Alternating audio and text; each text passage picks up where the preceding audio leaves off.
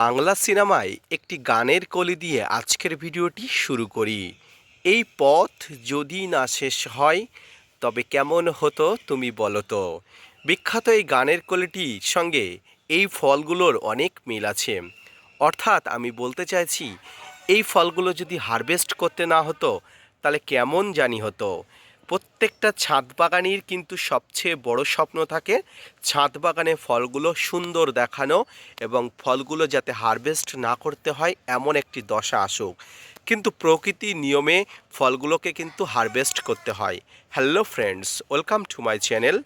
দেশ এবং দেশের বাইরে থেকে যারা আজকে আমার ভিডিওটি কন্টিনিউ করেছেন প্রত্যেককে gardener TRIPS with Kamal YouTube চ্যানেলে স্বাগতম।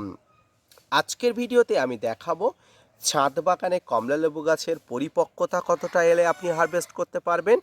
এছাড়াও এই কমলালেবু গাছের সঠিক আকার, সঠিক আকৃতি, পাশাপাশি সঠিক পরিমাণ এই গাছের মিষ্টতা বৃদ্ধি অর্থাৎ ফলের মিষ্টতা বৃদ্ধি, এই ফলের রসালো আসার জন্য কি কি করতে হবে তাই নিয়ে থাকছে আজকের ছোট্ট ভিডিওটি। না স্কিপ করে কন্টিনিউ করুন।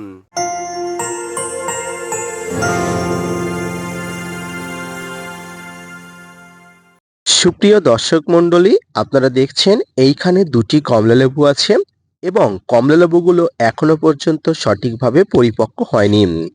আমরা যারা ছাদ বাগান করি তারা অবশ্যই জানি কমলালেবুগুলো এমন এক সিস্টেমের মধ্য দিয়ে বড় হয়ে ওঠে যেগুলো প্রায় পাকতে পাকতে জানুয়ারি বা ফেব্রুয়ারি মাসের কাছাকাছি চলে যায় এবং কমলালেবু গাছের পরবর্তী ফুল মার্চ মাস পর্যন্ত আসে। এক্ষেত্রে ভয় পাওয়ার কোনো কারণ নেই। যদিও কমলালেবুগুলো হারভেস্ট করতে গেলে বিশেষ কিছু সিমটম দেখে হারভেস্ট করতে হয়। দেখুন, আমার কমলালেবুগুলো এখনো পর্যন্ত একটা সবুজ আভা আছে এবং নিচেরটা তো দেখতে পাচ্ছেন এখনো পর্যন্ত পরিপক্ক কাঁচা। তো ফ্রেন্ডস, এইভাবে আপনাদের ছাদ বাগানে কমলালেবুগুলোকে আপনারা সঠিকভাবে দেখভাল করবেন, কারণ কমলালেবুগুলো যদি সঠিকভাবে পরিপক্ক অবস্থায় হারভেস্ট না করতে পারেন তাহলে কিন্তু আপনার ছাদ বাগানে কমলালেবুর কোনো মিষ্টতা আসবে না, এখানে কোনো রস আপনি সঠিকভাবে পাবেন না। তাই লেবুগুলোকে আর কয়েকদিন ধৈর্য ধরে রেখে আপনাকে হারভেস্ট করতে হবে। যদিও ছাদ বাগানে ডরমেন্সি পিরিয়ড চলছে, এই ডরমেন্সি পিরিয়ডের মধ্যে গাছের গ্রোথ বন্ধ হয়ে যায়, গাছের ফল বড় হয়ে যাওয়া বন্ধ হয়ে যায়। তাই কিন্তু এই সময় আপনাকে কিছু খাবার দেওয়ার প্রয়োজন হয়ে থাকে। যদিও যদি এই সময় আপনি ভারী খাবার দেন তাহলে কিন্তু এই সিজনে আপনার ছাদ বাগানে ফুল আসার সম্ভাবনা কমে যায়। তাই যত পারবেন আপনারা লিকুইড খাবার আপনারা দিতে থাকবেন। এই লিকুইড খাবারের মধ্যে যে খাবারটি আপনারা দিতে পারবেন সেটা হচ্ছে মাইক্রোনিউট্রিয়েন্ট বোরন আপনারা দিতে পারবেন। প্রতি 7 থেকে 10 দিন অন্তর অন্তর এই ফল ধরা গাছে বোরন আপনারা দিলে ফলের সাইজ ভালো হবে, কালার ভালো হবে, ফেটে যাওয়ার সম্ভাবনা কম থাকবে। এর পাশাপাশি এই ফলগুলো বড় করার জন্য আপনারা এসওপি দিতে পারেন, অর্থাৎ সালফেট অফ পটাশ, যেটাকে 0050 নামে আমরা চিনি বা জানি। এই 0050 এবং বোরন আপনারা একসঙ্গে 1 লিটার জলে গুলেও দিতে পারেন। এরপরে অনেকে কমলালেবু টক হয়ে যায়, গাছে ফল মিষ্টি হয় না, তাদের ক্ষেত্রে প্রয়োজন ক্যালসিয়াম। যে সমস্ত ছাদ বাগানি ভাইদের গাছে এখনো পর্যন্ত এই ধরনের কমলালেবু আছে তাদেরকে বলবো আপনারা এই ফলগুলোকে মিষ্টি করার জন্য অবশ্যই অবশ্যই গাছের গোড়াতে কলি চুন, অর্থাৎ পানে খাবার যে চুন আছে সেই চুনগুলো দিন। তবে পানে খাওয়া চুন বলুন বা কলি চুন বলুন, এগুলো দেওয়ার আগে মাটির পিএইচ লেভেল অবশ্যই মেপে নেবেন, কারণ পিএইচ 5-এর উপরে থাকলে কখনোই কিন্তু দেওয়া যাবে না, 5-এর নিচে থাকলে আপনারা দিতে পারেন।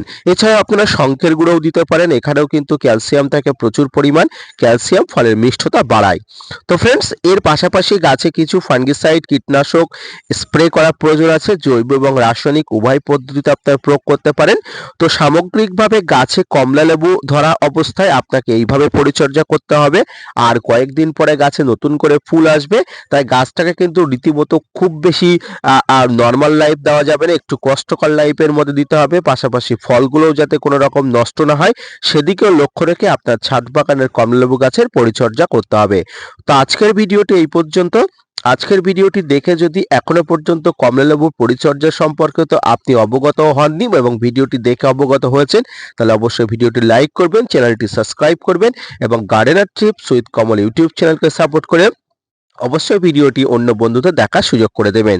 আজকের ভিডিওটি থেকে যদি আপনি কোনো স্যাটিসফাইড হয়ে থাকেন অবশ্যই কমেন্টস করবেন এবং আপনাদের জন্য প্রতিনিয়ত তথ্য নিয়ে ভিডিও বানাই। ভিডিওটি ভালো লাগলে অবশ্যই একটা লাইক দিতে ভুলবেন না। ধন্যবাদ।